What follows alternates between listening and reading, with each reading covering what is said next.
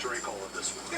It might have been me. The TCM Wine Club always keeps the movie conversation flowing. All the forced perspective shot, in-camera trick. It was not safety last. It was actually a film called Feet First. Join now for a special offer featuring 15 wines, including 3 movie wines for an incredible value. That movie was actually really good. It's like wine. It's an acquired. There you go. I love movie people. Raise a glass with your favorite cast of characters. Go to TCMWineClub.com.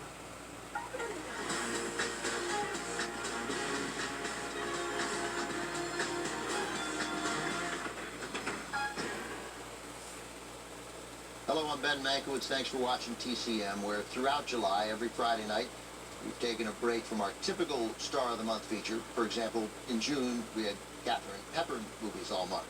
Instead, we've devoted Friday nights to Stars of the Month. Specifically, we've been featuring heavy hitters from the 1970s. The 70s, starting really in 1967, represented a wildly creative era for the film industry as independent productions bloomed and studios were pushed to make edgier fare. Tonight, we're looking at 3 movies that represent the grit of the era. And we begin with a picture rather inexplicably neglected in conversations about top-tier films from the 70s. I'm one of those who neglected it. From Warner Brothers in 1978, this is Straight Time. I'd never seen the picture until we finally landed Robert Redford as a guest programmer on TCM in 2018 while he was promoting the last feature he's appeared in, The Old Man and the Gun. The story of an older bank robber, Redford, who escaped from San Quentin prison. Redford chose Straight Time because it's a character study of a man trying to make it on the outside after he's paroled from prison. At the top of the cast and at the top of his game is a contemporary of Redford's, Dustin Hoffman. He plays Max, who's had a rocky life and seems determined to play it straight after a lifetime of bad decisions. Max wants a job and an apartment, but his power-hungry and condescending parole officer, played with menacing incompetence by M. Emmett Walsh, one of the great character actors of all time, is not going to make it easy on him.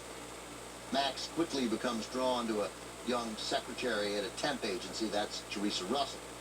Max also falls back in with an old buddy, an affable dimwit, played very effectively by Gary Busey. Unhappy with Max's reemergence into Busey's life is Busey's wife, played by Kathy Bates in her first film role. So you've got Dustin Hoffman, Teresa Russell, M. Emmett Walsh, Gary Busey, and Kathy Bates in 1978. Of course, Straight Time is good. And it gets better. Straight Time is based on the book No Beast So Fierce, written by an ex-con named Edward Bunker.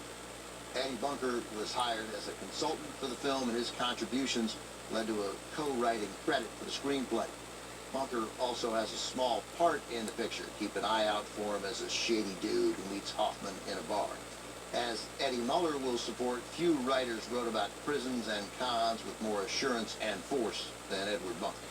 From 1978, also with Harry Dean Stanton in a typically offbeat performance, directed by Ulu Grossbard, this is Straight Time.